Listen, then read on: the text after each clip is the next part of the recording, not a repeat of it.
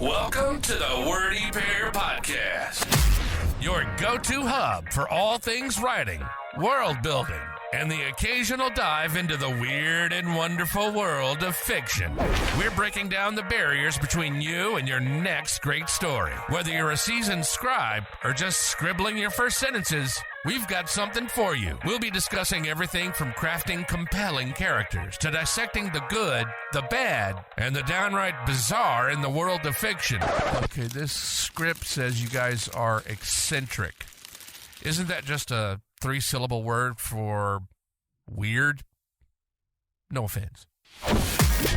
So, whether you're in need of inspiration, a good laugh, or just a couple of weirdos to keep you company on your writing journey, you're in the right place. Thanks for tuning in to the Wordy Pair Podcast.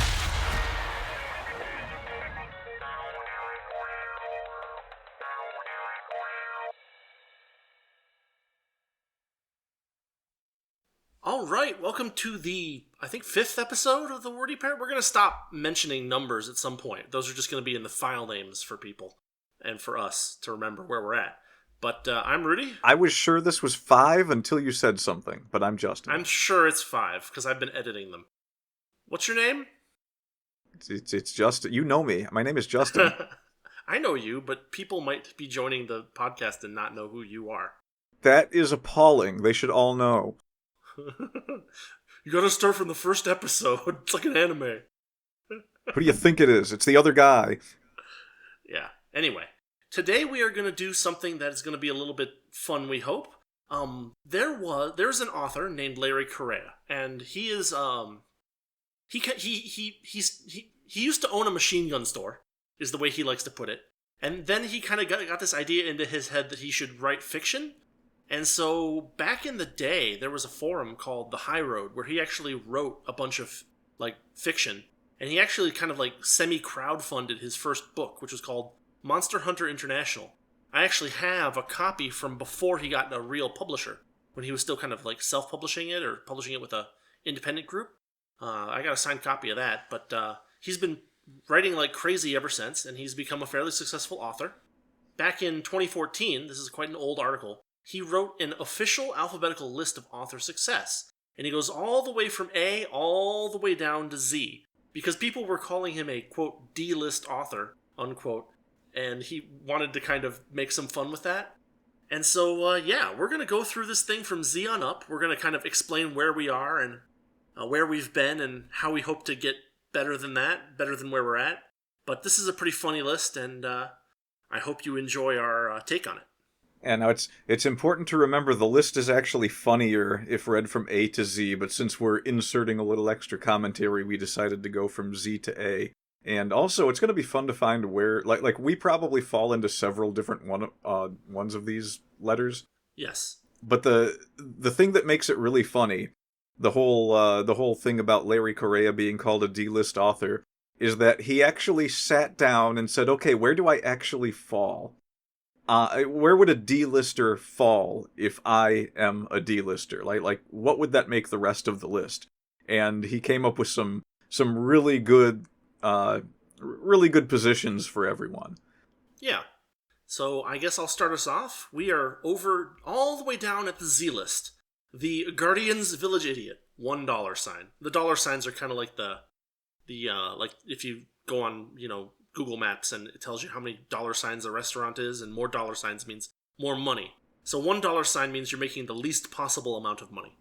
And these are going to go up as you go higher in the list, obviously. Anyway, the Z-list author is a kind of anti-author. He is motivated by delusions of relevancy, crowdsources witch hunts against writers higher on the list.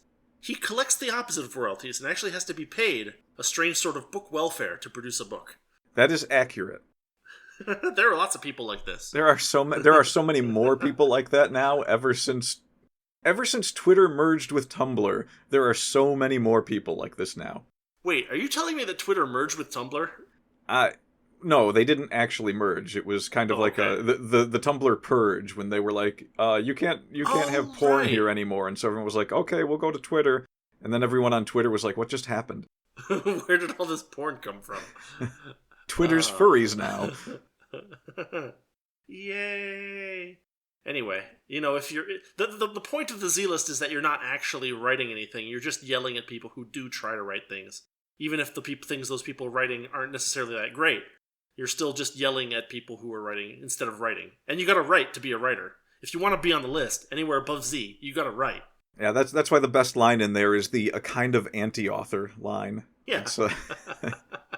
But it's true though. It's very true. I've seen it in writing. I've seen it even more prominently in the VTuber community. So for anyone who doesn't know what a VTuber is, they're the little cartoony people that they have a cartoon avatar for their YouTube channel, and they do cutesy videos and stuff. But there's like this weird thing where there's people that will call themselves VTubers and have not done one video, or they'll say that they're going to debut soon, which a lot of people do. Like there are people that like hype it up before they start their series or whatever.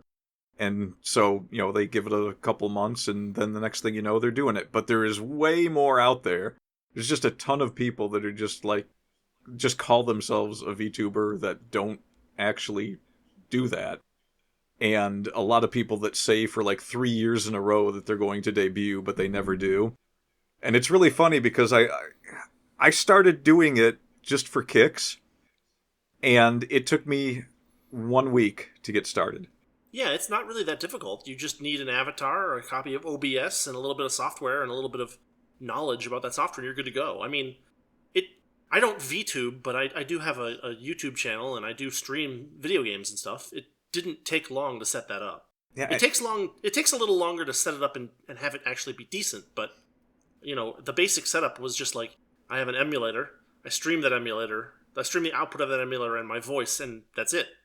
Yeah, and to be fair, mine was I cowboyed my way into it. Yeah. A lot of people do a much better job when they debut than I did, because I think I opened with technical difficulties.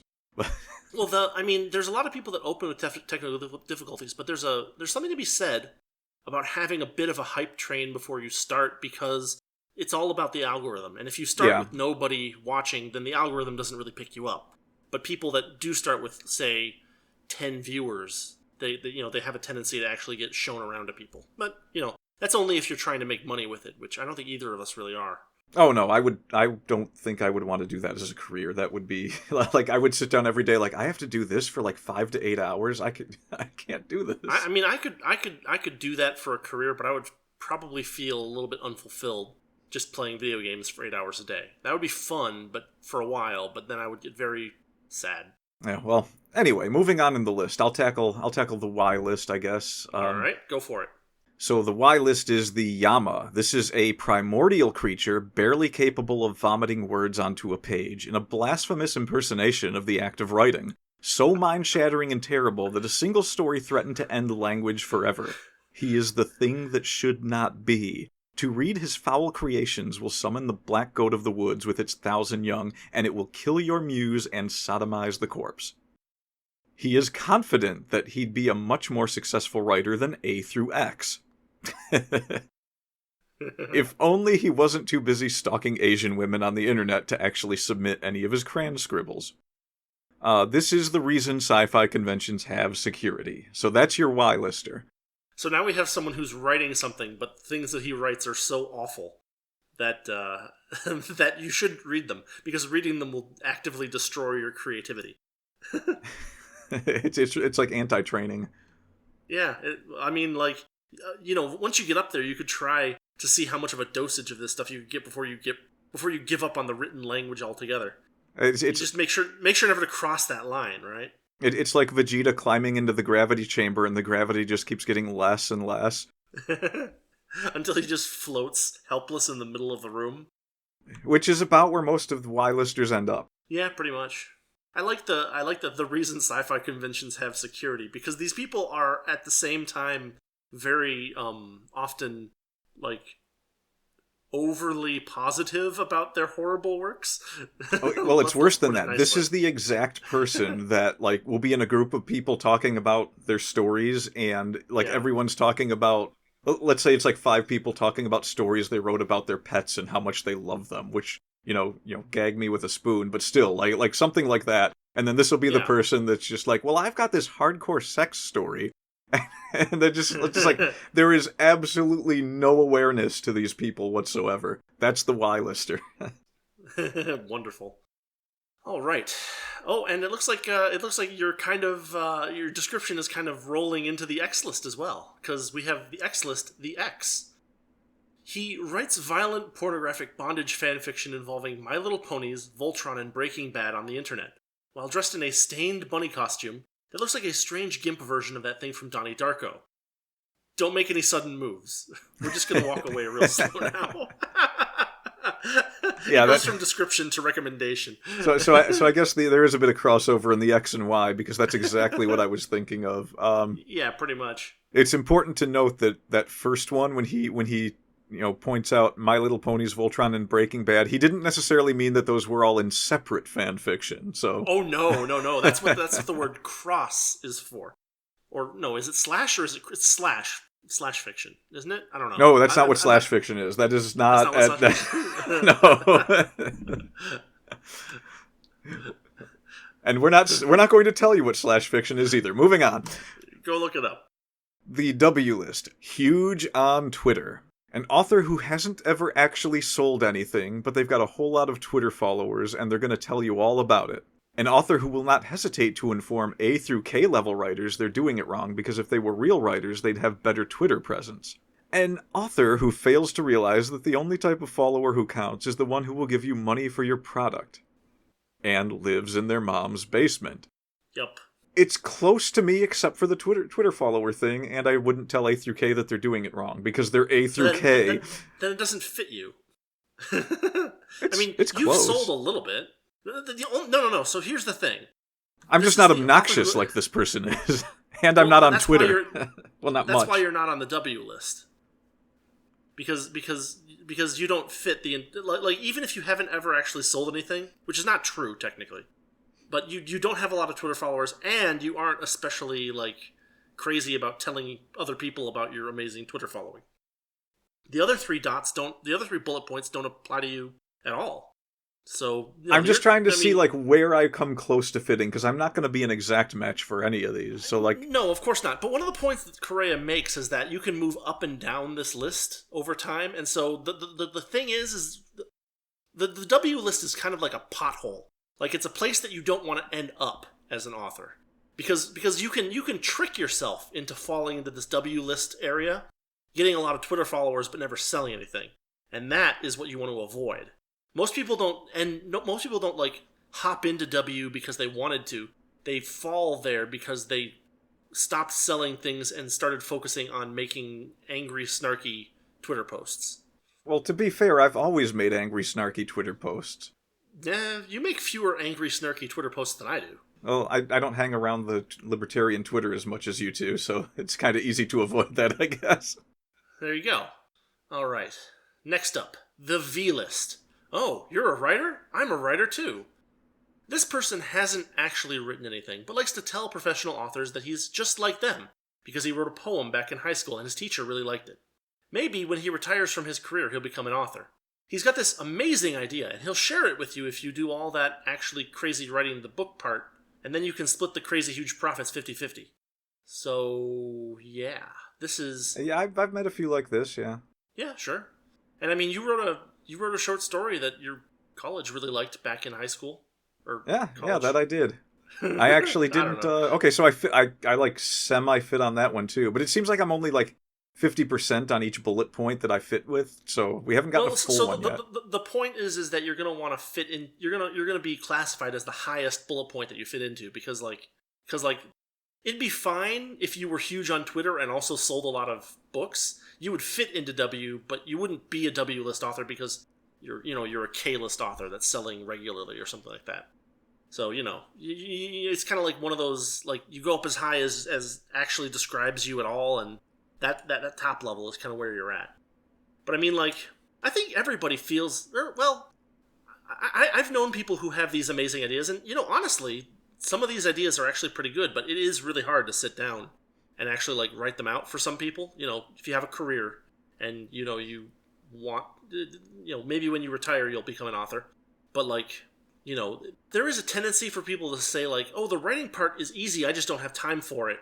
and then they never make time for it, and then they discover when they actually do set a little time aside for it that it's much harder than they thought. And then they're like, oh crap. Yeah, I see that a lot on writing forums and things, but it's not really illegitimate. If you have a really good idea and you work with someone to make it happen, that's not... Oh, yeah.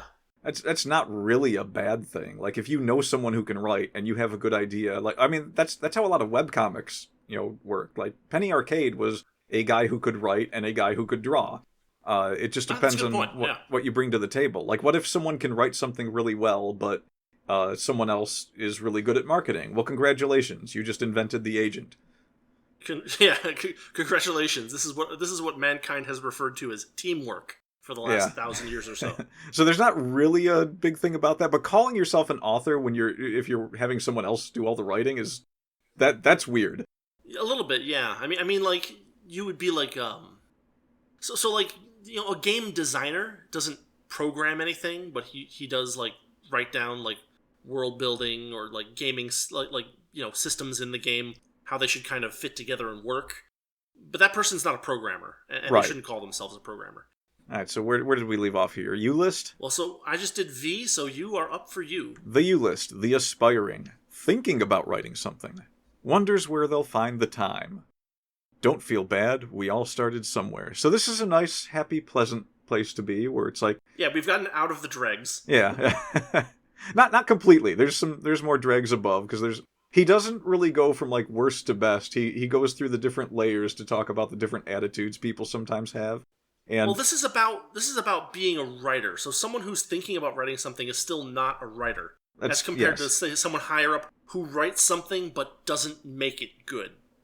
If that makes sense. No, that's right. That's right. Yeah. So yeah, the aspiring. This is where good people start. They have an idea. They aren't sure whether they'll find the time.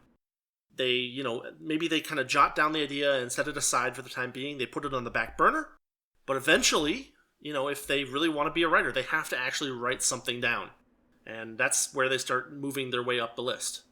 So, shall we move on to the next one, or do you have anything else to say about the aspiring? No, we can move on. That was a simple one, so... Alright. T-list. The troglodyte. These are struggling authors who haven't realized they need to actually learn to write. When nobody likes their work, they proclaim, "They just don't understand my brilliance." They like to post angry reviews on the internet bashing authors A through S.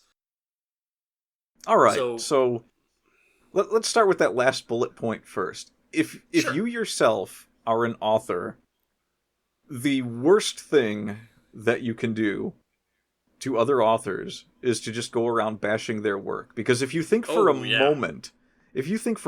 moment that making other authors look bad gives you a bigger cut of the pie, you are sorely mistaken and pathetic. It's okay if someone writes a really, really, really bad book and you want to trash it, to write a review and explain why you think it's a really, really bad book. But there are people out there who are just jealous of other people's success, and so they'll go on and write like a half-baked review where they don't really explain why they hate it. They just call it trash and say this author can't really write, and this person, just anything they can say to try and denigrate that person and their work. Yeah. It's very easy to like the things that you write yourself. So this is another trap where you try not to land, because when you're writing, unless you're specifically writing it for yourself, the goal is to get other people to read it and enjoy it. And so if you're writing something that you like, but nobody else does, you need to do one of two things. Either A, you need to find a different audience that actually does like it, or B, you need to improve your skills as a writer. And this is something that people aren't willing to believe that they need to do sometimes. And they're like, no, I'm a decent writer. I just, just nobody gets it.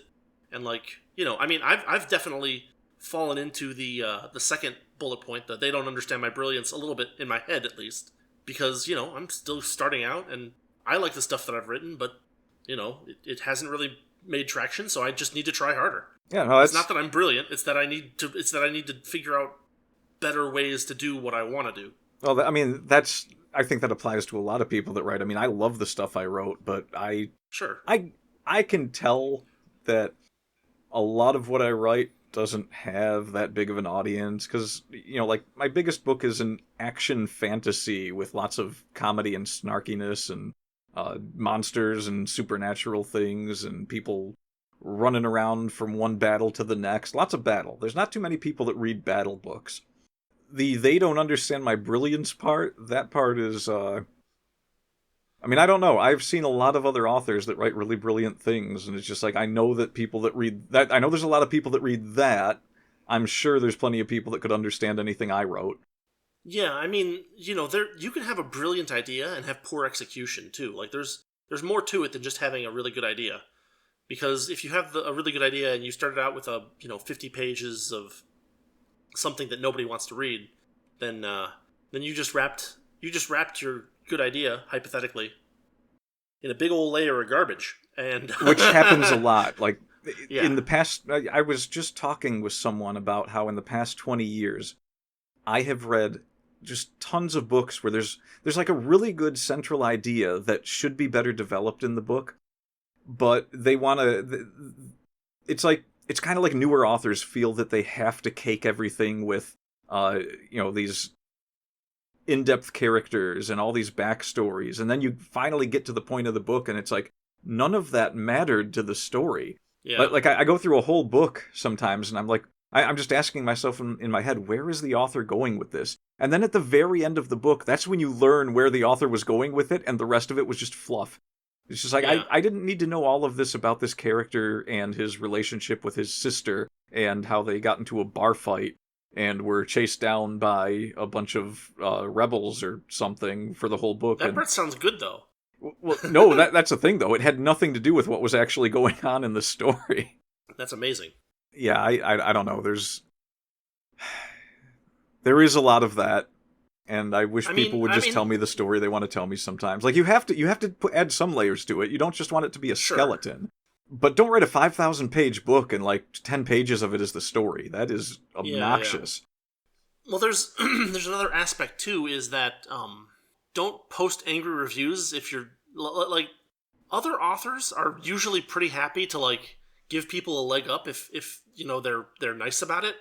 But if you just build a bunch of negative reputation by being that jerk on the review page, no one's gonna help you out either. So that's another thing. Especially if you're trying to go down the traditional conventional publishing route. If you have a reputation as an asshole, no one's gonna work with you, even if you wrote something good. So yeah, it's another pitfall. Don't be the troglodyte. All right, so moving on to the S list, the struggling. Authors who've written something but haven't had any luck selling it yet. Finally, a full bullet point I can land in. Authors with the most incredibly frustrating job in the universe. That's 2. The future of writing. All right, so I'm 2 for 3. Well, I mean, you might be the future of writing. You just need something that gets some traction and get some good marketing on it, and maybe you'll be good to go. The market data I've seen suggests otherwise, but that's a happy thought. Yeah. I mean, I think I fit pretty well in here, too. I don't understand how my sci-fi stuff has sold comparably to your actual long novel stuff. No, you have outsold my stuff, and your stuff is free, but... Well, no, I mean, even my stuff that sells for money has... I think we've compared these numbers at some point, and my 2 crappy novellas. The second one sold pretty... I mean, it sold something, but... well, I mean, there's probably a bigger market for the short attention span people that don't want to read a 230,000-word novel. I guess that's true. And you probably have better covers. You probably have better descriptions on your description page. I tend to get a bit It's wordy. a Kindle book. I mean, you can set it down and pick it back up. It's not hard. You've seen Twitter, right? Uh-huh. Yeah, there's lots of people that... So, it's a good thing that there's so many people that read now, but it's a Twitter age where a lot of those people don't want to read for very long. I guess that's a fair point. Yeah, I found that... I mean, novellas are great because they don't take that long to write either, and that way I get faster feedback on what's actually happening. If I write a novella and nobody cares about it at all, then it's okay, well, I only wasted a couple of weeks on that. It's not so bad. As opposed to spending years and years on a 230,000 page book and floundering. Hey, that story was a lot of fun to write, so it was worth it. Oh, I mean, it was fun to read. I love that book. It's a great book. We're talking about The Good Guy, by the way. Which, by the way, is actually the same title as, I think, a Dean Koontz novel. Yeah, it is. I learned that after I published it. That was not helpful at all. Yeah, I can imagine. Jeez. Like, my book doesn't even come up unless you type my name in next to it on Amazon. Right. Like, you can't even, like, scroll down and find it if you just type in The Good Guy. Because if you type in The Good Guy, you get a wall of Dean Koontz, and you're like, oh, I guess I'll read some Dean Koontz. Our list. Are we ready to move on? We are ready to move on. All right, our list. The Artiste. $. Authors who have written a pretentious, dense piece of unsellable crap. Authors who write for prestigious library journal or literary journals where they can be read by literally dozens if you count the editorial staff. Authors who skip right to B-list if Oprah mentions them. Now, that's one of my favorite ones because there's more truth to that last bullet point than just about anything else in this list. Well, yeah, because, Oprah's book list goes out to how many millions of people who will just basically buy anything that's on it? A lot. Yeah, a lot. And so, like, you can be writing this pretentious garbage that no one really wants to read, but if someone's like, this book... Because, like, this is the point where books are, like, they're important, right? They're like, this is meaningful. This is the great American novel, right? Literally the worst books ever written, but yes. Yeah, but those kind of books, they will sell if they get word of mouth from someone who people believe is like a pseudo authority, like Oprah or somebody like that. Literary journals is another point too, because you can write a lot of stuff for, like, journal articles. Like, the readership on journal articles in general is like tens of people, if you're lucky. Whole tens of people. Entire tens of people, if you're lucky. I mean, some of the best journal articles get read by everybody in the field, but, like, at the same time, there's just thousands and thousands of articles that get read by the editors, the peer reviewers, and the authors, and that's basically it. So if I can compare it, it's kind of like people who go to writing forums thinking that they're going to grow an audience there. Yeah, I guess so. I mean, to me, the artiste, the name The Artiste, kind of refers to the style of writing, of trying to be the next. To Kill a Mockingbird. To Kill a Mockingbird, or maybe the next, like, what's his name? Grapes of Wrath. Yeah, Catcher in the Rye. Without making your way there the hard way. You get there by some. Yeah, it's the roulette version of becoming a famous author.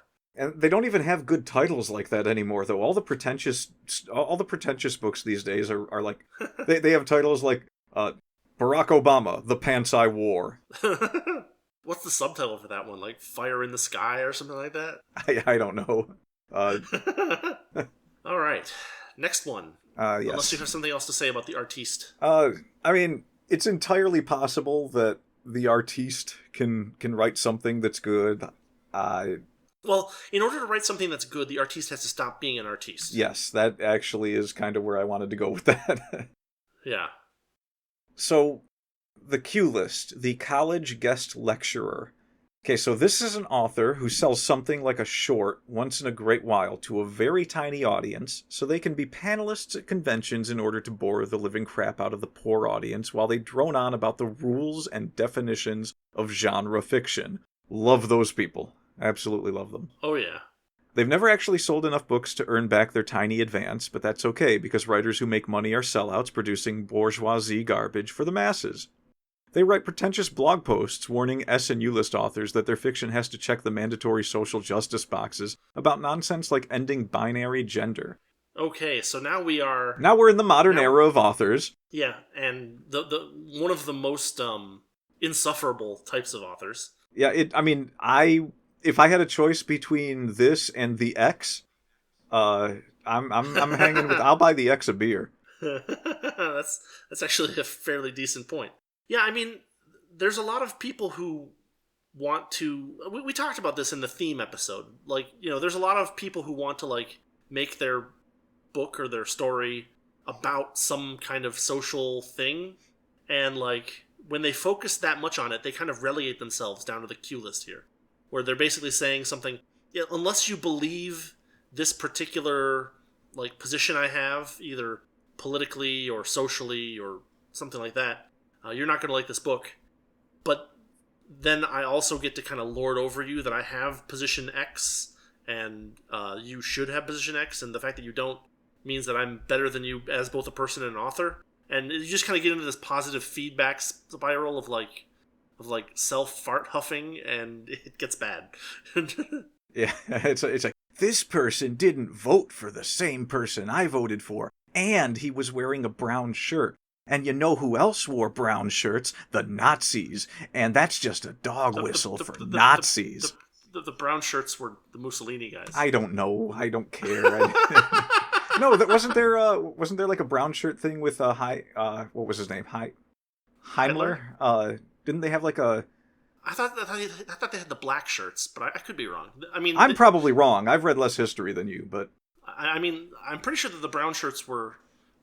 Well, I mean, there may. But let's be fair here. Like, is anyone going to think of that and like really know the difference between the Mussolini fascists and the Nazis?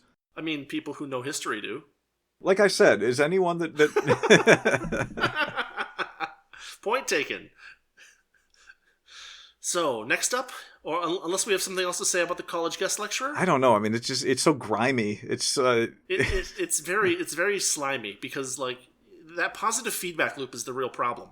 Because you get into this like weird like echo chamber thing, and then you just kind of get trapped in there. Yeah, where the people that aren't actually going to give you money for the books that you write are going to pat you on the back constantly. But like, it's worse than that, because these are the people that tell people who haven't made any money off of their books that you shouldn't be a sellout. And it's just like, I'm trying to think of something more disgusting than telling someone that they shouldn't want to make money off of something they wrote that's actually good. Or that making money is somehow evil. Yeah. Yeah. All right. Then, let's move on to the P list. That guy. Single $sign still. Author who has maybe sold a couple things or won some contest or something. A know-it-all author who won't shut up on a panel about his bullshit, who all the professional authors just want to throat punch. Doesn't know what royalties are, but thinks any author who complains about paying taxes is inherently evil. Wonderful. Okay, so I fit the top bullet point on that one. Yeah. I fit the first 4 words on the second one. But I don't think I would want to do panels about anything. I mean, panels would be fun, but like, I would like to earn my way to a panel, and I would try not to like I would try to not act in such a way that my other panelies want to punch me in the throat. Oh, I'll do you one up. I would want to go to a panel and just talk about how taxes are inherently evil. I mean, I could do that. I think I have done that. But like, I just have to say, like, as just kind of like a little attaboy to Larry Correia, and God knows he doesn't need an attaboy from me, but the visceral beauty of the phrase throat punch is just something I love. More people should use it. I use it in my regular workday. I mean, the punch or the words? No comment. Yes. We have a Fifth Amendment, and doggone it, I'm going to use it. Fair enough. So you did win a contest. I think we talked about this in an earlier episode, but there was a college contest where you won with, what was that story called? Ashley or something like that? Yeah, it was called Ashley. It was we were talking about how it was supposed to be published in the college magazine, and they never. That's right. They never printed the magazine after I won. Right. So, but I guess not talking about that specifically, but maybe like just a quick run over of what the story was. It was like a satirical takeoff on, was it Snow White? No, it was Cinderella. No, it was Cinderella. Yeah. Ashley. It's in the name. Ash. Ash what? Cinder. Oh my God! You never got that? I did not. Good God! I thought that was so. Maybe it wasn't obvious. I thought it was really, really obvious. No, it's not obvious at all. What, do you want me to give a rundown of what happened with the contest and maybe the story itself here, real quick? Well, you've already talked about the contest, but maybe just talk about the story itself and what inspired you to do it. Okay, so it was literally 3 days before the contest, And I didn't know that there was a contest. I found it on a bulletin board at the school. Yeah. And I was like, crap, I want to write something for this contest. And I don't remember exactly why Cinderella was on my mind at the time. I must have just... I had probably just watched Grimm's Fairy Tale Adventures or something. Okay. And so I was like, I'm going to do a Cinderella parody. So I called it Ashley.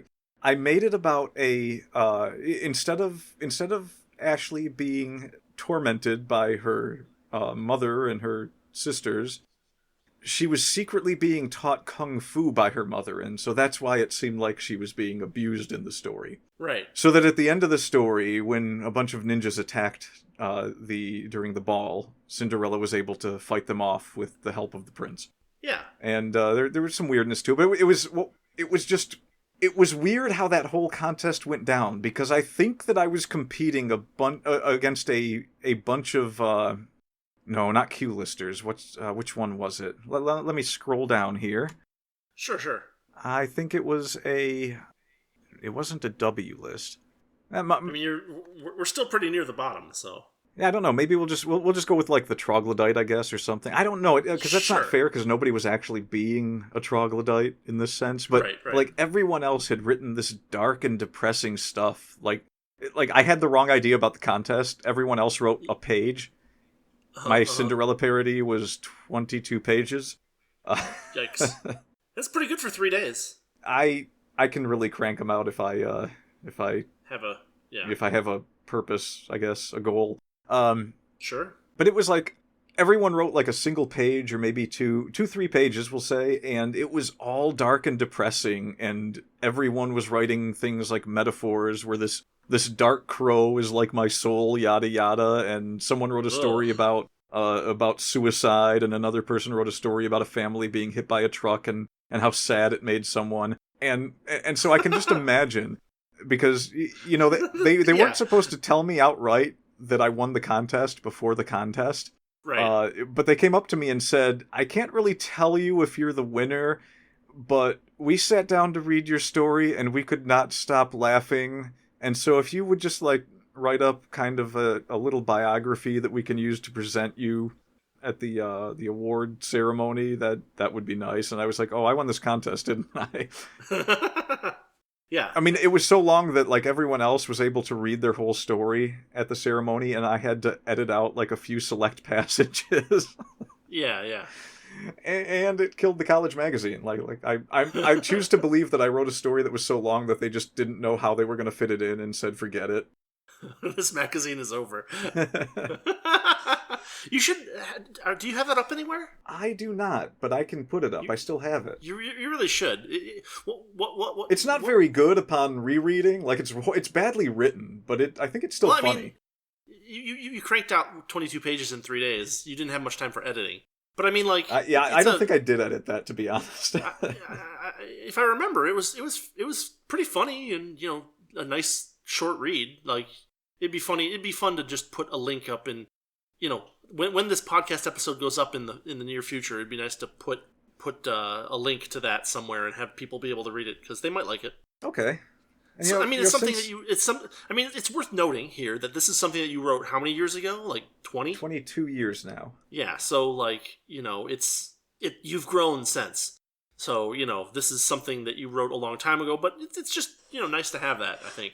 Or maybe, if, God willing, someone will listen to this podcast and be like, these guys sound cool, I should read some of their stuff, and they'll read that and they'll be like, this was a good thing for someone who was, you were what, like 19 when you wrote it or something like that? Yeah. So, yeah. Well, I mean, if we're going to shamelessly self-promote here, I'm going to go ahead and tell my favorite part of the whole thing was... Sure.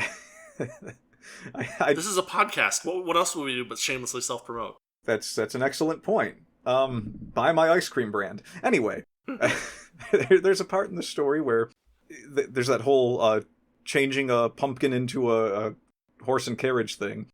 And... Sure. My favorite part was taking that and making it about this fairy that was going around and basically murdering these women and stuffing them into pumpkins and thinking that's what she was doing. Yeah. And so there was this whole scene where like the police had to show up and open fire on this fairy. Yeah, Yeah, it's good stuff. They're telling Ashley, "Oh, that was a close one." So, shall we move on? Yes, if you can remember where we were. I got sidetracked. We're at the O list. Okay. And it's my turn. The O list. OMG, I can totally join SFWA. $! These authors are people who don't realize there isn't actually any reason to join the SFWA. These people are authors who haven't made enough off their royalties to pay the dues for SFWA. They are also the average voting member of the SFWA. I love how all of those points just reflect the SFWA. Well, so this was written around the time of the Sad Puppies thing, where Larry wrote something and it actually was like on path to like get a Hugo Award or something like that, and then there was this massive like social justice backlash of like, we can't let him win because he has political views that we don't like, and he used to own a machine gun store. And so, like, a couple of years after that, they did Sad Puppies, where they tried to just, like, stack the list of SFWA voters with people that they could, like get to vote for something that, like, Larry or one of Larry's friends wrote or something like that. So there was this whole brouhaha that took place over several years. And, like, it was just funny, because this is when the Hugo Awards, when it became obvious that the Hugo Awards were kind of not worth anything anymore, because like you're literally dodging a bullet if you don't get a Hugo Award at this point. Well, like, I mean, you know, if you get an award for a good reason, that's one thing, but if you get an award for terrible reasons, then that's another thing. I think the Hugo Award one of these years, instead of going to like an actual like good story, it went to some like author who checked a bunch of diversity boxes, and she wrote a story about like a dinosaur, about like her like a character having a love affair with a dinosaur. I don't know. It was bizarre. And not very good. Do people not know what, like, fanfiction sites are for? People who belong on the fanfiction sites want to try to make money from the stuff that they write. Do you have any idea how much money there is in just writing what that person was really wanting to write but didn't? Yeah, I mean, a lot of people aren't willing to make that dive either, so there you go. It's like, okay, you have a story about someone in a love affair with a dinosaur. Go nuts. Go make your money off of it. Don't get a Hugo Award. You're only hurting yourself. Believe me, there is an audience for that. Sure. Without trying, I can find you that audience, okay? It's like that time that what's the website that the drawing site begins with a DeviantArt? DeviantArt, yeah.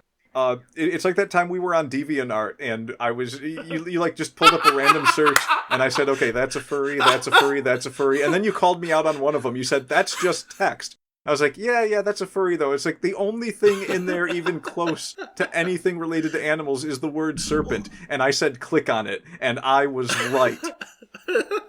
This is an actual thing that did happen. Yes, there was a thing written for some. Yeah, and I was like, that's just a story, you know. The only thing in there that even says anything about something that might go towards like furry paraphernalia is like the word serpent or snake, and yeah, we opened it up and we looked, and you were right and I was wrong. That is why my catchphrase is "Don't you ever second guess me." And mine is, it's worse than that. Sometimes the two coincide quite nicely. Oh, yes. All right, you ready for Endlist? I am ready for Endlist. Go for it. Let's see, the Endlist. Yeah, I'm like totally a writer, baby. We get $1 sign with this one. Authors who've published a book or maybe some short stories. New authors who all the other aspiring authors in their writing group secretly hate. Oh, that's always fun. Mm-hmm. Authors who collect enough royalties to eat out occasionally, but only from the dollar menu. An average Hugo or Nebula Award winner. There you go. So that's the Endlist, and that does sum up a lot of them. People think... Okay, so I remember it was Tom Woods, actually, that told that story about how a lot of his family thought that he was, like, super rich after getting on the New York Times bestseller list, and it's like, no, yeah. He said like he made like $12,000 Uh, Yeah. it's like that's less than I make in a year at my low-paying job. Yeah. So there's not actually a ton of money in writing if you're not pretty successful at it. Like you have to be in the top tier to be making a living off of it. Yeah, pretty much. But you can make side money, and it is fun to do that, and it's fun to write. So there's nothing wrong with that. Me personally, Yeah, of I'd course. probably keep writing even if I was making no money off of it, and I can prove that because I do. Uh, There you go. the average Hugo or Nebula Award winner, the reason to avoid those awards is because nothing will stagnate you more than thinking that award was important. Yeah, I mean, it's like I said, if you get the award for a good reason, then be proud. If you get the award for a crappy reason, then don't let it slow you down because you still need to do more work. Take it off the cover of your book if you can. But what about my Netflix adaptation? That's fine. If you've got a soon-to-be Netflix sticker on your book, I mean, I'm not going to read it, but there's lots of people that will. Plus, it's advertisement for the show that probably isn't very good. You did read it. Oh God, which one was it? The Three Body Problem. Oh yeah, no. Well, the copy I had did not have soon-to-be a Netflix on it because I was listening to the audiobook. No, that's true. But like, we looked at the reviews for that book, and people were like, "Why is there a sticker on this about Netflix? I bought a book." Well, they've always done that. I mean, a lot of times I know they've always done that, but it was just something that came up in like 7 or 8 different reviews that we read for that book, and I just remembered that. I mean, look, I put the soon-to-be a Netflix series sticker way, way higher on the quality list than the Hugo or Nebula Awards. Yes, because the Netflix show is at least assumed to be possibly entertaining. By whom? Right? Well, by, like, the average person. Oh, yes. So what are we on, M? Are we on the M list? M. I am the king of the world. We have graduated to $2. These are authors who have published a book or something. These are authors who sit in front of their computer compulsively hitting refresh over and over to see their Amazon ranking like one of those perpetual motion bird toys. Peck, peck, peck. These are authors who collect royalties sufficient to eat out once in a while at a restaurant. Okay, maybe Applebee's, but they can't get appetizers. The author on the panel, this kind of person is the author on the panel who can't help but flog their books to the trapped audience with every comment. By the way, check the... No. Buy my book. Buy my... I mean, it's important to market your stuff, but at the same time, it's important not to over-market your stuff and not to market it in inappropriate places. Well, like, I specifically do not like to market my book unless it comes up kind of like it did a minute ago with... Most writers don't like to market their books. No, and I love to market my book. I just don't like to do it when it's like, hey, I've got an audience here. I'm going to tell you every little detail about my book. But when it does come up, I can't shut up about it. Uh-huh. Yeah, this is kind of where you want to be because you can at least eat off of the money you're making from a book. And eating is important. Not true at all. You want to be at the A-list, but if you can't get there... Well, I mean, like, this is where you want to be before you, like, fall down lower. Like, you want to get here, because if you get here, that means you have at least enough business sense and enough writing sense that you might be able to write something that gets you up higher up in the list. Yes. Something like that. Was your elongated silence to mean that we should move on with the list? No, I mean, I didn't have that much of an elongated silence, unless, like, Discord screwed up, which is possible. But it's all right, because when I said I'm recording, and so it'll make it into the episode even if you didn't hear it. But yeah, we can move up. L list. Go for it. All right, we're jumping up to the L list. The L list is titled, happily, I Think I Can, I Think I Can, I Think I Can. And we're at the triple dollar signs here. Ooh. So these are authors who've sold some books. They're authors who annoy all of their friends and family to come to their otherwise empty book signings. They're authors who haven't realized Amazon only updates their ranks hourly and are still checking every 15 minutes. That's kind of amusing, actually, because it's like, I could vaguely understand checking once a day if you're, like, trying to get up in the rankings. But once every hour, it's just like, go eat dinner, you need food, something's wrong in your head. Well, I would say that the thing to take away from this is that simply checking your ranks doesn't do anything to improve your ranks. So, like, this is kind of like another pitfall where the person is spending more time like reveling in the little success that they've had rather than trying to leverage that success into something else. Yeah, so like craving more dopamine hits is the quickest way. Okay, it's not the quickest way, but it's a very good way to also stagnate your writing. Just like a Hugo Award. Yeah, don't worry too much about what. I mean, worry about what's selling, but don't obsess over it, because you're just wasting time, and that time could be better spent. That time could be better spent marketing or writing something new. Yes, absolutely. Those are the two most important things if you want to actually make money as a writer. Market and... Even just sitting quietly in a room and thinking up new ideas. Well, that is writing. That's part of the process. I know, but it when you're starting out, it feels like it's not. All right. What? Anything else?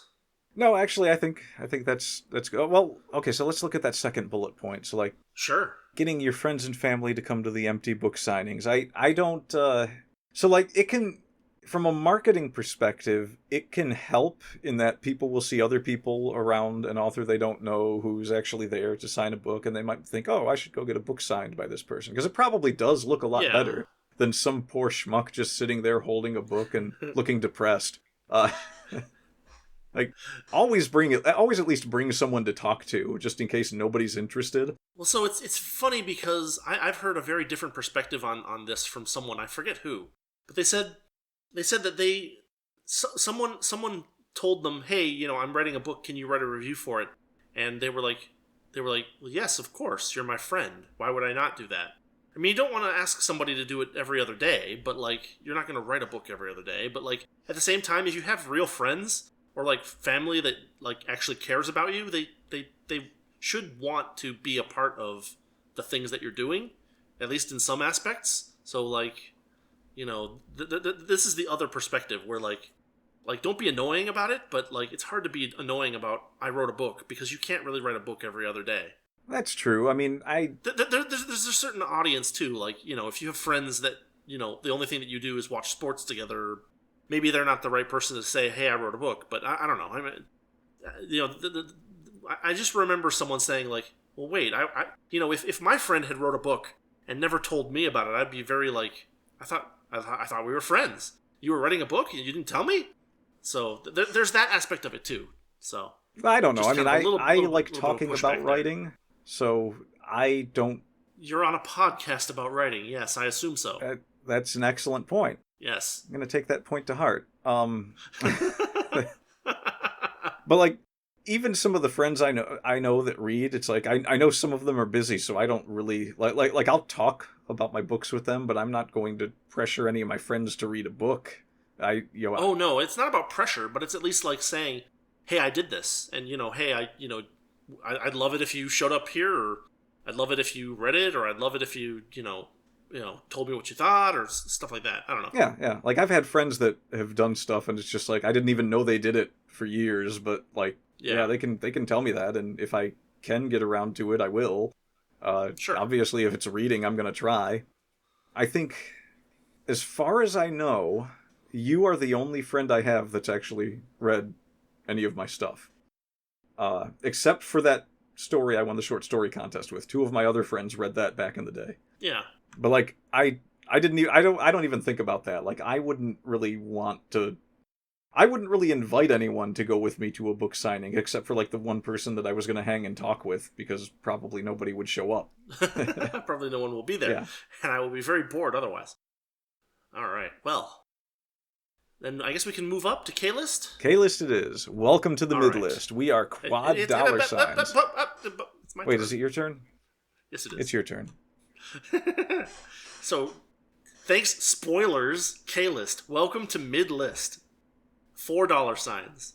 Isn't technically the mid-list M? Well, no, it's an even number. So, what's an even number? Even number of letters. So technically, it would be L or M. But well, 26. Half of 26 is 13. M is 13. Anyway, the K-List author is the average professional author with a writing career. They are authors making enough money to be really tempted to quit their day job, except their spouse won't let them. They are authors who are still really happy when anyone shows up to a signing. They are authors who are still terrified that their fans will realize they're a talentless fraud any minute now. Okay, so let's get back to that whole 13 letters thing. Uh-huh. I dispute. Okay, so if M is 13, then that makes N 14, which means that the real middle falls somewhere between M and N. Yes, that's my point. Well, that was my point. Well, K is not mid-list. So mid-list is either M or N or somewhere in between. Mid-list is Menomina. Menomina. So we're getting into actual authors who actually sell things. Yeah. At this point. So we've got $4 signs. And $4 signs is enough to live on, sort of. Except you still need a day job. Yes, assuming you have a spouse and possibly kids. But you could probably get by with like a lesser day job. Yes. It's you still have nobody showing up to signings because apparently it's very hard to get people to actually show up to signings because like people. I mean, this was in 2014. So like think about now when like the like Amazon or not Amazon but Borders is dead now. Barnes and Noble is much smaller and much more significantly online than it was then. So like yeah, it's hard to get people to show up to book signings. And then look at the bestsellers list and tell me that you want any of those people in a line in front of you. What, the authors or the readers? The readers. What about the authors? Well, I mean, I look at the bestseller list. Somehow I feel like there's not much of a market to 14 to 18-year-old girls for my books, so, you know. Why would you... What? The bestsellers, it's like all romance novels at this point. Are okay. I was at Barnes & Noble today, okay? I was there. Oh, in the trenches. The science fiction shelves, nobody. Barren. Yeah, it was, of course. Not only that, but like the toy section and the puzzles and games section, nobody was there. There were 16 people standing around the romance novel section. Nobody at mysteries, nobody at science fiction, a couple of people at the entertainment section, 30 people looking at DVDs and movies and CDs. Yeah. One sad parent with 5 kids in the toy section. Uh-huh. And I guess everyone else was drinking coffee and looking at magazines. I don't know, do people still look at magazines? Apparently they do. Apparently there's more people that read magazines than science fiction, and yet the science fiction shelves have way more stuff than the magazine shelves. Yes. Stuff that doesn't get any attention. It was surreal. Uh-huh. Like, people tell me they read books, and I try so hard, so generously in my head to not picture, like, a gradient faded set of abs on the cover of whatever book it is they have in mind. Yes, I know exactly what you're talking about. Anyway.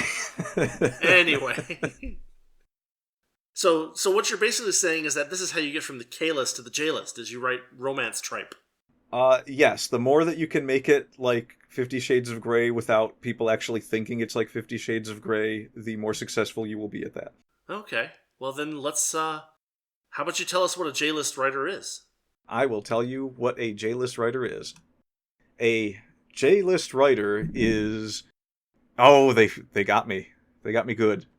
I'm trying so hard not to swear through this, but I don't know how to... I've been doing a good job. I've been skipping the swears, but... Yeah, that's fine. You don't need to. You just the letter's fine. What the F? I'm a real writer. $4 signs. Authors who are still getting used to the idea people want to read their crap.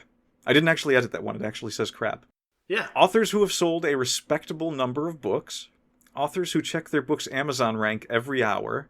And authors who start to pay most of their bills with their royalties. Congratulations, you are at my regular job level with your writing. You have succeeded. Yes. You can kind of live off of it. You can buy gas and go to the movies. No steak, but maybe steakums. Well, you could buy your own store-bought steak and cook it yourself. Yes, you could do that. That makes sense. Yeah, now we're starting to get into the places where it's less, where there's less for us to add as making fun of the stereotypes, because these are just like hardworking authors. Like, yeah, these are the places you want to be. Yeah, this is now where you kind of want to be, because here you're writing several thousand words a day on average. You're actually ranking up in Amazon rather than just clicking the refresh button over and over again. You're actually selling books, and you're actually like people actually start to know who you are at this point. Like there starts to be a little bit of a following where they're like, oh, there's a new book by so and so. So this is the like the first step on the staircase upward. where you're actually starting to do pretty well for yourself. Because writing's fun, and if you can get away with doing it full time, then go for it. Gonna be some keyboard clacking here for a moment. Go for it. I'm missing a meeting. Oh. We can pause if you want. No, we don't have to pause. This will just take a second. No, I just had to tell someone that I need a few more minutes. Oh. Do we want to split this up into a couple different episodes? No, we're doing the whole list. We're going all the way. Okay. I don't think we've been on an hour yet. I mean, if we're trying to aim for an hour. No, but if you need to be somewhere, then. Oh, no. I am, quote unquote, meeting someone online to pretty much just hang out and watch stuff is the point. Oh, okay. I see. But I told them 11 o'clock, and so I had to insert some keyboard clackety noises into our recording because I don't actually have a mute button on this microphone. It's all right. I'll cut it all out. Yeah. No, you should leave it all in. This is I was trying to. It's gold, Jerry. What's the word for this? I think the VTubers call it scuff. Yeah. Okay. That's what we need is scuff. It's a really nasty sounding word. It's shoe scrape sounding. Well, that is exactly what it refers to. It is, yes. All right, you want to read iList? Reading the iList for Jay. iList is doggone it, people like me, and we are 5 smackers now, 5 big old $signs. Okay, so these are the authors with the first glimmers of real professional success. So we're not talking just day job anymore. We're talking like these are the pros. This is the trade skill version of the writer.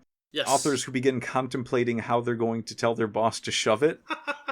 I do that every day regardless. Authors who... You have to be pretty good at your job to get away with it. That's the trick. Yeah, well, most people don't say it out loud like I do. Yeah. Authors who only check their book's Amazon rank once a day. Now you're talking.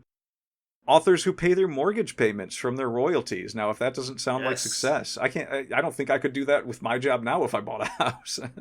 It would depend what kind of house, but sure. It would be smaller than an apartment room.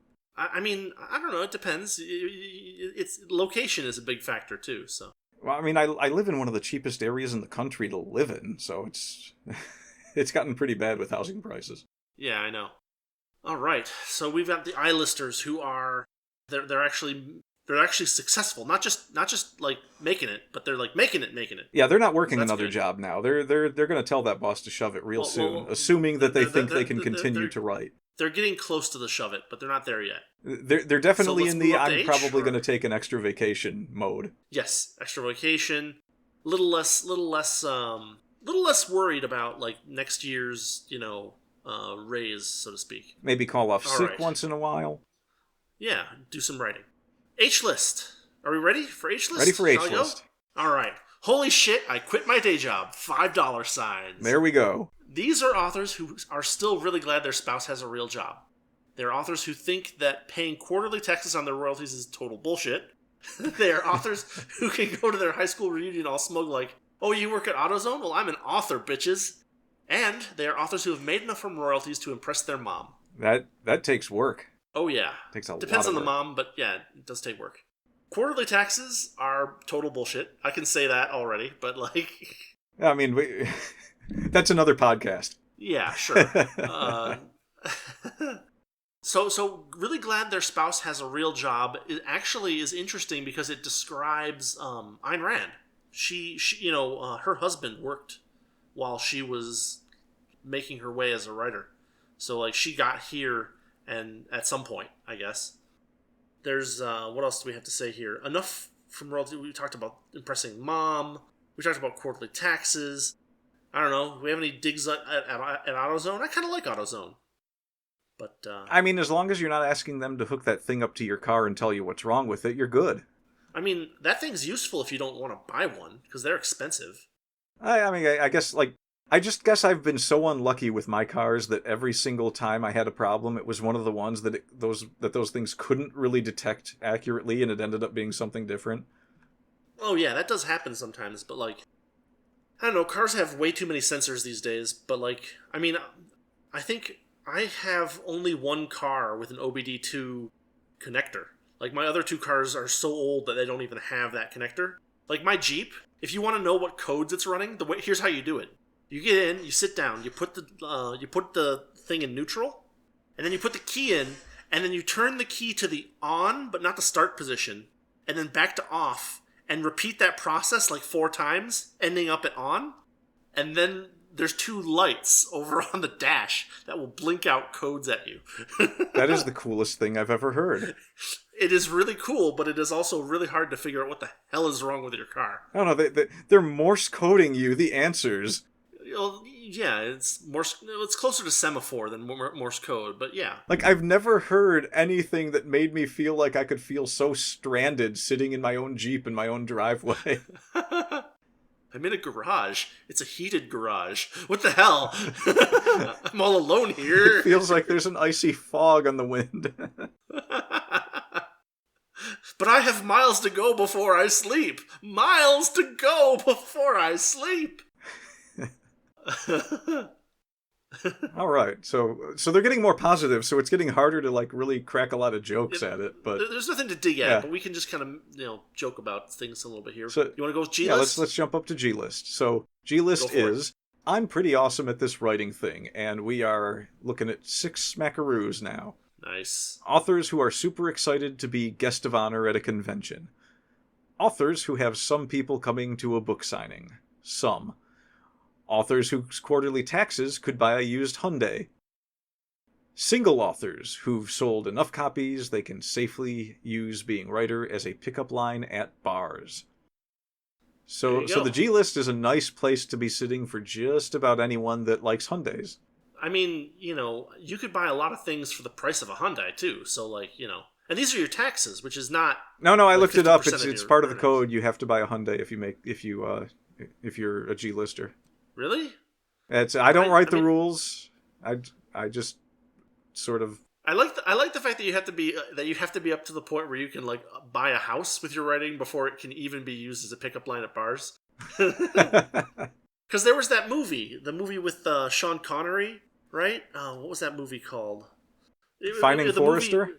Yeah, Finding Forrester, right? Where that whole You're the Man Now Dog was from that movie. Yeah, Punch the Keys for God's sake. Punch the Keys for God's sake. But one other line from that movie is that Sean Connery tells the kid that the kid asks him women will sleep with you if you write a book, and Sean Connery's response is women will sleep with you if you write a bad book. And so we've got 2 very different perspectives on writing from when was that movie come out, mid 90s or something. Yeah, that was 90s in 2014. So your what do you call it, your romantic market value has definitely decreased as a writer since the days of Finding Forrester. Which is weird because, as I mentioned a little while ago, there's so many people that are reading romance novels. So it's like, have they given up on the real world? I don't know. I mean, wouldn't you?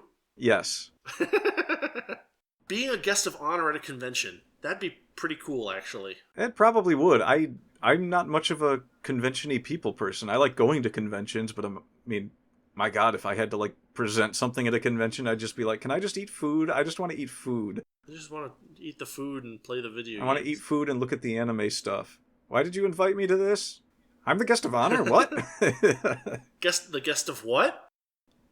I thought you said the guest of Hyundai. I just bought a Hyundai. No, it probably would be pretty cool, though. I mean, you could drive the Hyundai to the convention. It's all set. There are no loose edges. I would be walking around with a giant ribbon on my chest that said guest of honor. Well, they usually do give you a little tag thing that goes on your. Oh no! It would be huge and gold, and I would make sure everybody knows it. Guest of. I would be cutting in line. I'm sorry, sir, but I can't stand in this line right now. I am the guest of honor. Is that how honor works? That you just get to cut in line? You're like kicking babies. You're like guest of honor. It's like they're usually at or near hotels. So you're just taking someone else's hotel room. You just tap in the badge. you knock a guy down and take his wallet. You're like guest of honor, guest of honor. It's like the Simpsons episode. It's okay, I'm a teacher. We can do that? We can do that? Back when the Simpsons were good. Oh, man. Ancient times. Right. Ancient times were remembered only by old people like us. That's right. So hit up that F list. All right, F list. The Professionals, $6. 6 good smackaroos. These are authors who have good lines at book signings. They have quarterly taxes that could buy a new Hyundai. It's important to note that in the G list it was a used Hyundai. Yeah. I actually didn't catch that until just now. These are authors who have worked extremely hard to hone their craft over many years, and they are authors who have consistently treated writing like their career. So that last bullet point, very important. Yes. Yes. You would be amazed how many people that, like, even if their writing is like so-so, they can do really well if they just keep at it and keep writing. Yeah. Well, I mean, that's what it's about, right? Like very few books take off and sell 1 million copies.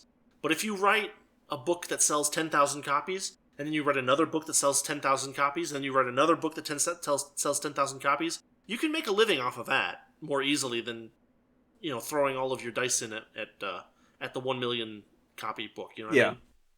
And it's more fun. It's more fun, but there's also a bit of seriousness here too, because you have to treat it like a career, and you can't ever rest on your laurels. Like you can't say like, oh, I'm getting royalties this month from that book I wrote 6 months ago, and like, oh, that's gonna keep going forever. Like, no, that's not how book sales work. So you got to keep going. You can't stop.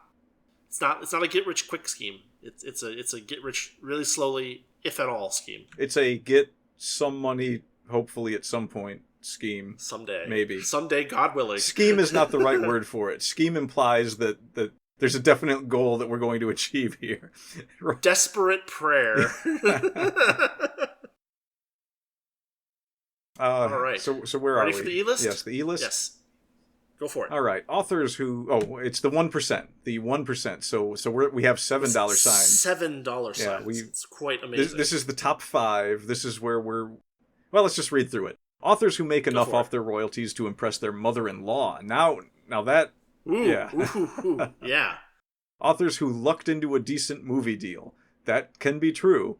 I've read some of these books and seen some of these movies, and there was definitely luck involved there somewhere. Authors who actually have long lines at book signings, probably because of the movie, and The Real Housewives. Ugh. So yes, if you have, that's a talk show, right? Or is that a reality show? I forget which it is. It's a reality show, I think. Yeah. So I'm guessing that the joke there is that they all wrote books, and since they're on that show, they sold those books. Yes. Probably to the same people that are on Oprah's book club. That's actually very likely. They jumped from the X list to the E list. Yes. Thanks to Oprah. Lucked into a decent movie deal. I mean, this is something that people seem to be aiming for these days. I mean, that was what you said when talking about the 3-body problem. Yeah, it seems like a lot of people are writing their books on a template made for basically hoping that they get picked up by Netflix to be adapted into a Netflix show. Yeah. I get the feeling from reading various authors of the last 10 years that is exclusively what most people are trying to do now, which does not make for good writing, but I guess makes for more content on Netflix. Yeah, well, that's fair. I mean, Netflix, people watch a lot of friggin' Netflix these days. Long lines at book signings. That's pretty cool.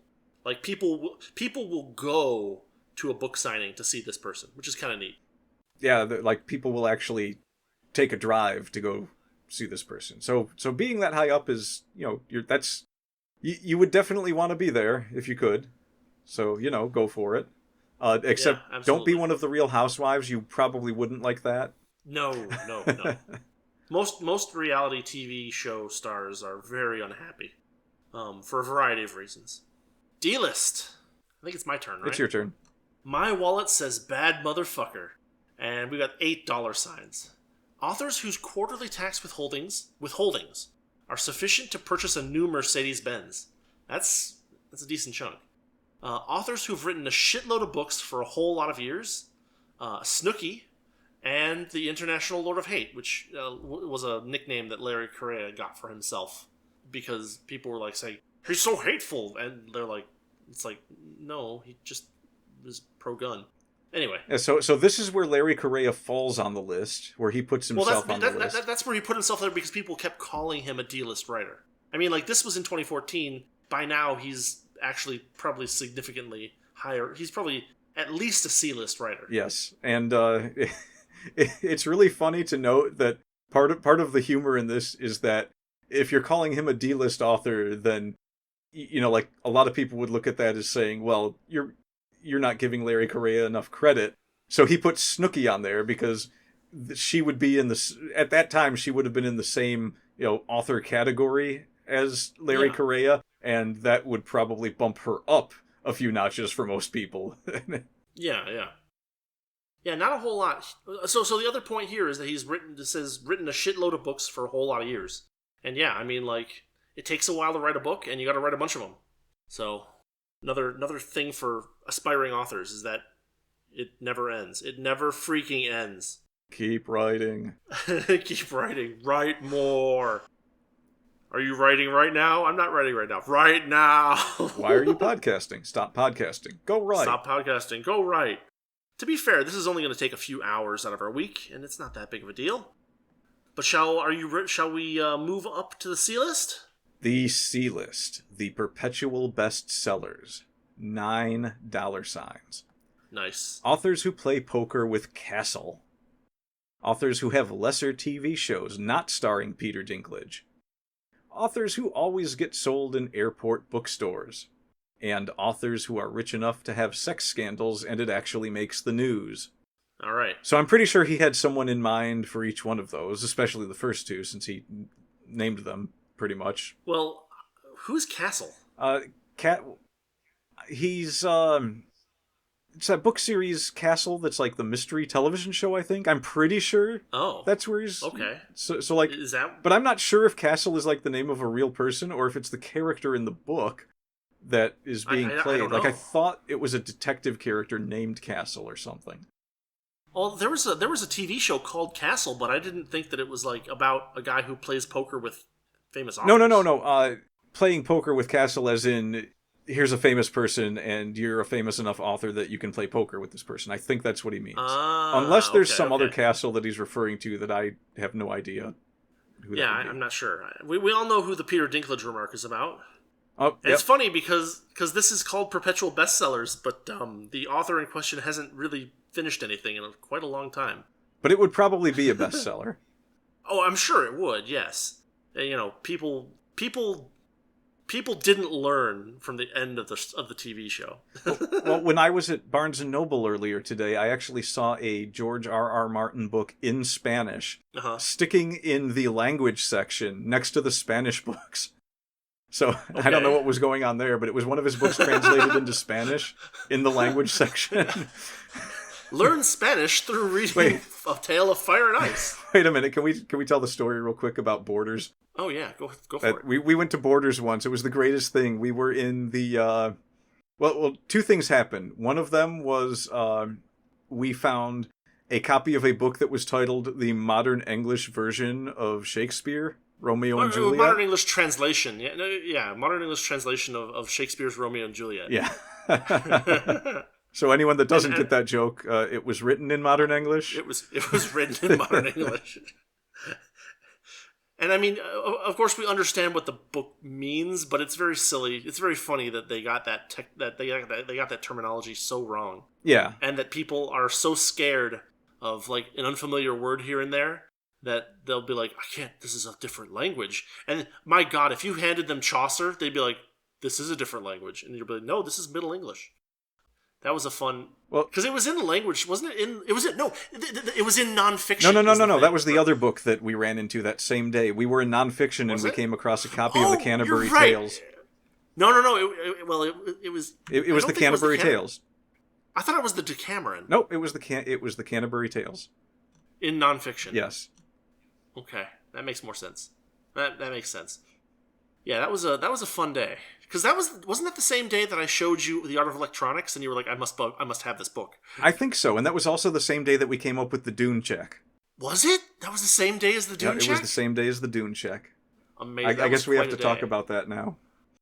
Well, so, do we know for sure whether it was actually Frank Herbert at all, or whether it was just the subsequent books by his kids that we ever looked at? It was his son's books that... Okay. You specifically have to grab his son's books, and so what we were doing is we were playing a game. Well, I guess the point is we haven't done a test with an actual Frank Herbert book.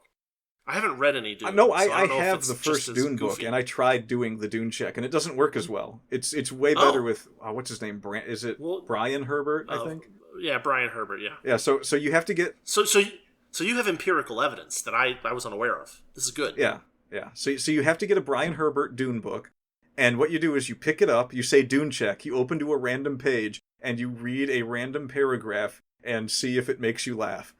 And they always do. Yeah, it's just solid gold every time. Plans within plans within plans within plans within plans. All right, so we're up to the B list. B list. I think it's your turn, isn't it? No, I just did C list. Okay, you're right. The Kings. And we have $10 signs. These are authors who have TV shows about their books starring Peter Dinklage. They are authors who sleep on large piles of money. They are politicians who get illegal campaign contributions masquerading as advances. And Oprah's Book Club. And that's how you shoot right up to B from, what was it, K or X or? It was Q, wasn't it? It was way down there. Way down there. It was the college lecturer or whatever. Sleep on large piles of money. I could see George R.R. Martin doing that. Really? But I picture him doing it on a boat. I mean, I picture him doing everything on a boat. He just has that sea captain aesthetic to him. Well, I've never seen a man look more like he's from Ireland. Is he from Ireland? I don't know. I have no idea where he's from, but he looks like the most Irish person on the planet. But he doesn't have red hair. No, you're thinking of Scotland. I thought Ireland also had red hair. Probably, but I mean, I think Scotland's more famous for it. Oh, okay, fair enough. Politicians who get illegal campaign contributions masquerading as advances. If anyone wants to know how Barack Obama makes millions of dollars, but he only made, what does a president get paid? $400,000 a year? Something like that, yeah. Or is it like, it's something like that. It's probably higher now, but it used to be $400K a year. Yeah, so you can become a millionaire being president, but it takes you 3 of your 4 years in office. But like, then you have these people who are in Congress and you know, people who become president, and one day they're, you know, not rich, and the next day, oh, they're multi-millionaires. That's how someone ghost wrote a book that sold 1 billion copies. Yeah, that's one of the ways they do that. They have books written about them. 999.5 million of those billion copies are in a landfill in a ghost city in China. Yes. All right, you want to take us to the final lister? The A list. High upon Mount Olympus, they gaze down upon the pathetic mortals. All the dollars. They don't even have a set number up there. It just says all the dollars. All the dollar sign. These are the authors who are worth more than the GDP of some countries. These are the authors who build their houses out of gold bars. These are the authors with characters from their books that get their own theme parks. These are the authors that are the lady who wrote Twilight. So yes, this is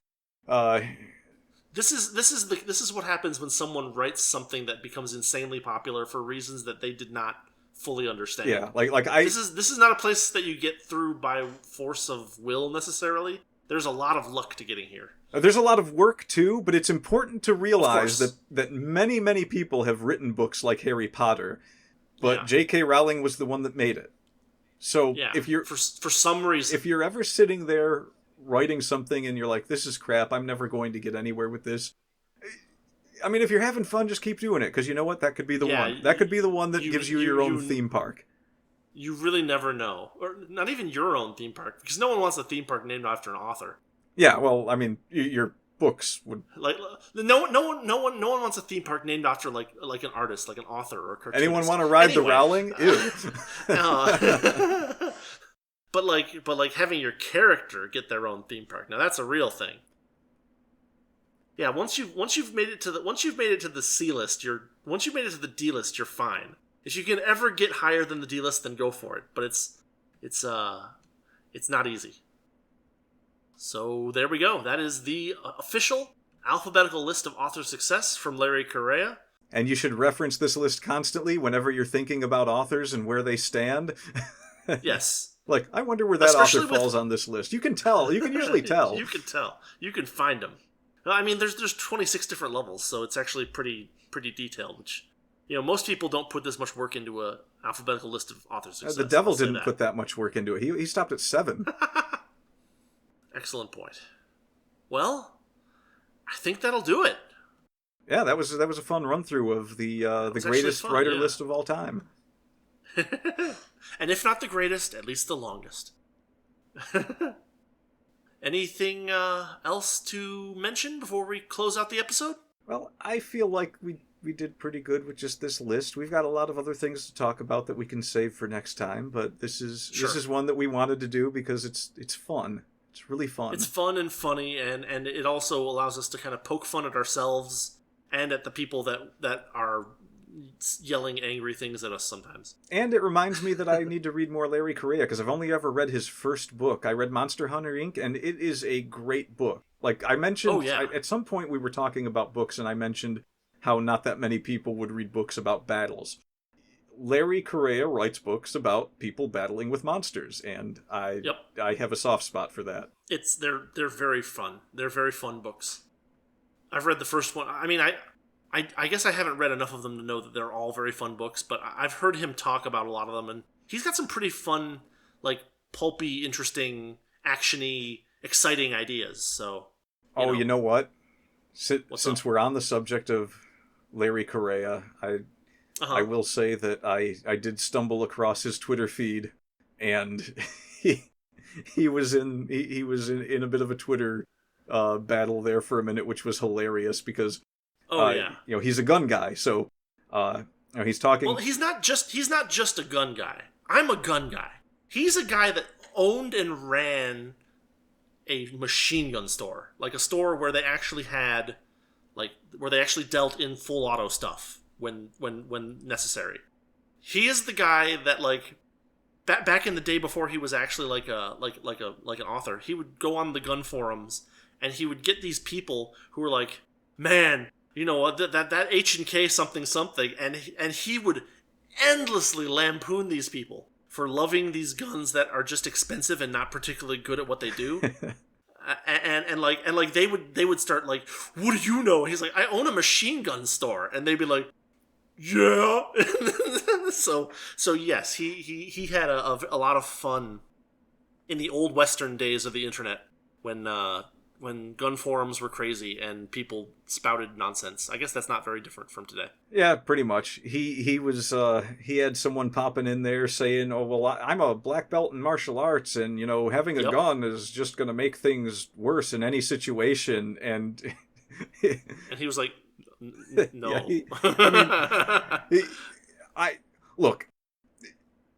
I have done martial arts for 30 years, and I've done a lot of them, and. And I can shoot you. I don't. Well, that's the thing. It's like I don't care how many belts someone has. I've fought black belts before. Some of them are phenomenal. Some of them are utter garbage. And it's like you stick around long enough, you get the black belt. I have been to multiple dojos where I come in and I'm practicing with everyone, and they're just like, "You look like you really know what you're doing," and then I find out that I actually know more than the person teaching, and it's like, oh, okay, well, that's cool. And then I get offered a job, and it's just like, no. But, it's like, the point is, I have been in places where it's just like, yeah, this is how you can use martial arts, and, if you need to defend yourself in this situation, but I'm going to break it down for you. So, if someone is the same size as you, and you're really good at martial arts, you're probably safe. And I mean really good. If you practice on the side, you've got maybe a 50-50 chance, just depending on if the person that you're fighting, which you're not going to know, but if the person that you're fighting knows no martial arts and 2 years worth of martial arts, you're probably 50-50 chance of winning that fight. If you are there's this weird phenomenon I've heard about where you until you get really good, dealing with a beginner who doesn't know what they're doing actually messes with your expectations enough that you do worse than if you also didn't know anything. You end up getting slapped by some crazy person kind of thing, and you're like, I wasn't expecting him to just try to slap me. Well, that's the thing. It's like until you are so good that your movements are automatic. You're basically crap, right. And it takes a long time to get that good. and a lot of practice where there's muscle memory is one of those things that you can't just learn the move and you've got the muscle memory. Yeah.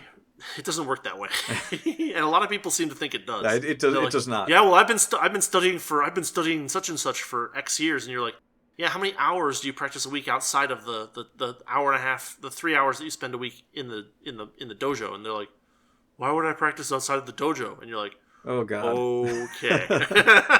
Well, another thing that people get wrong is that strength is a big part of being good at martial arts. Oh, so, yeah. Like, if you get really good at martial arts, and then, like, even if you still practice your forms, but you don't exercise anymore, you're not good at martial arts anymore.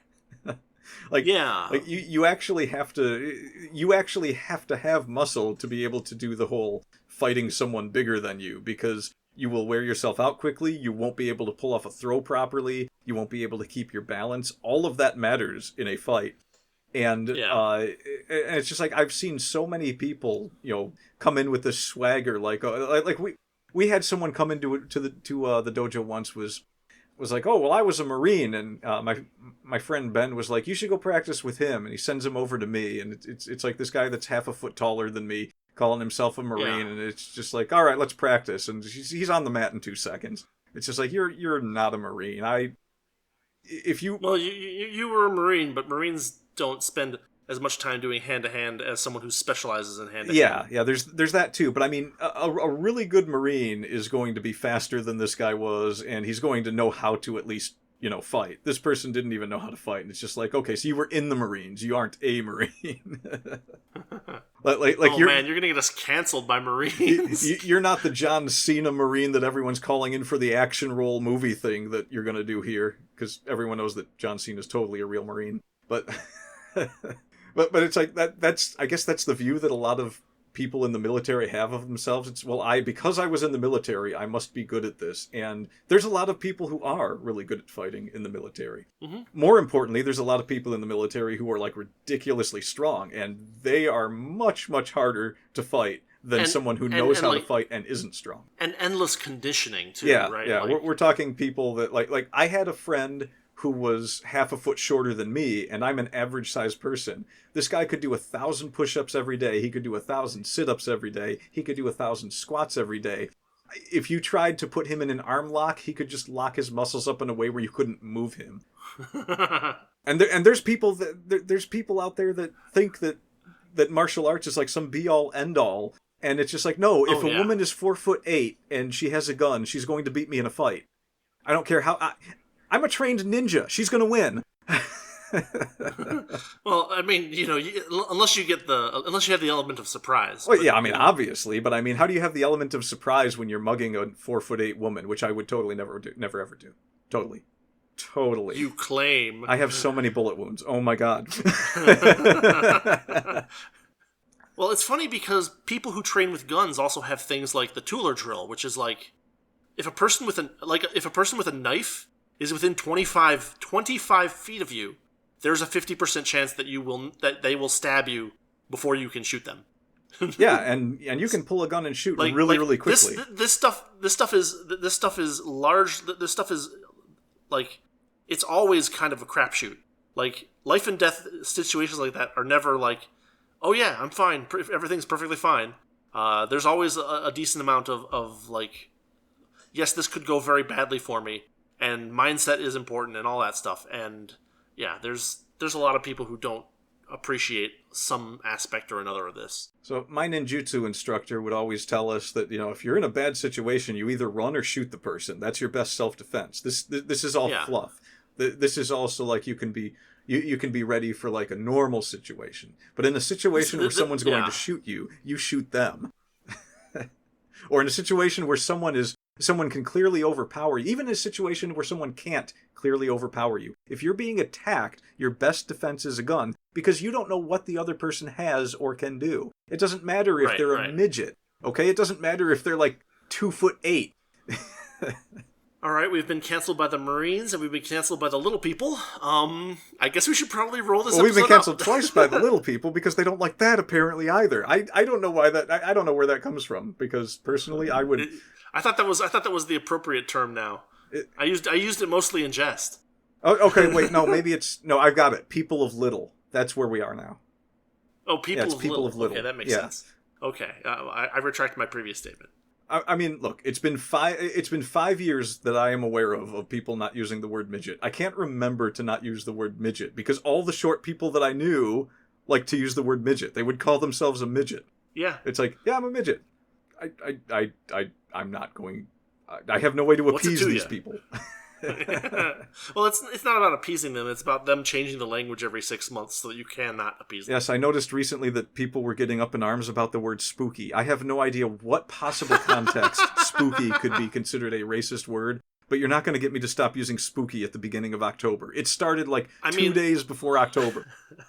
I mean, look, I don't understand what's racist about projecting someone as a member of the CIA. Yeah, exactly. Exactly. You want that information.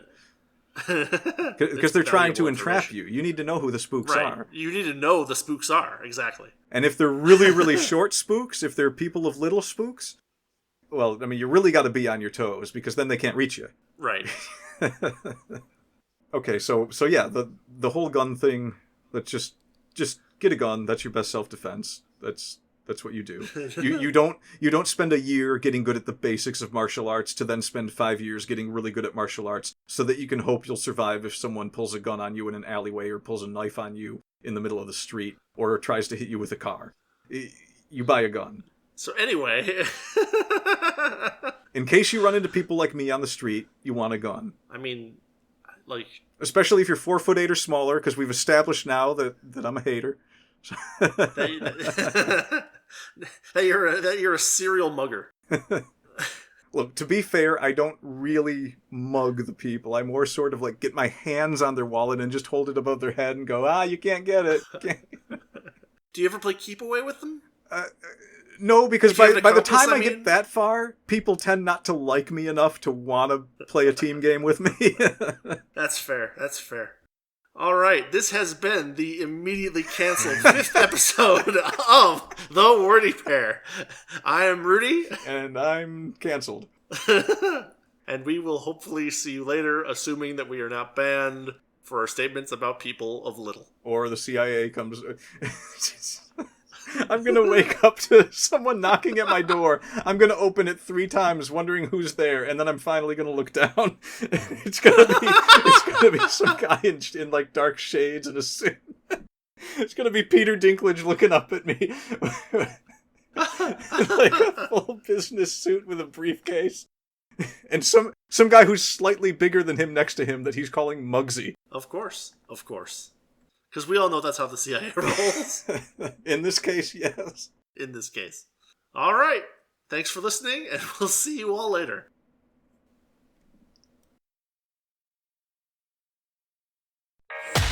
Thanks for listening to the Wordy Pair Podcast. Our passion is all things writing, world building, and getting into the weird and wonderful world of fiction. We hope you enjoyed our unique takes. If you did, make sure to like, rate, review, and subscribe to get your weekly dose of writing weirdness. We'll be back soon, but in the meantime, hit us up on Twitter. For Rudy, it's @Rudolph_Cone. And for Justin, @Ninja Mouse Chew.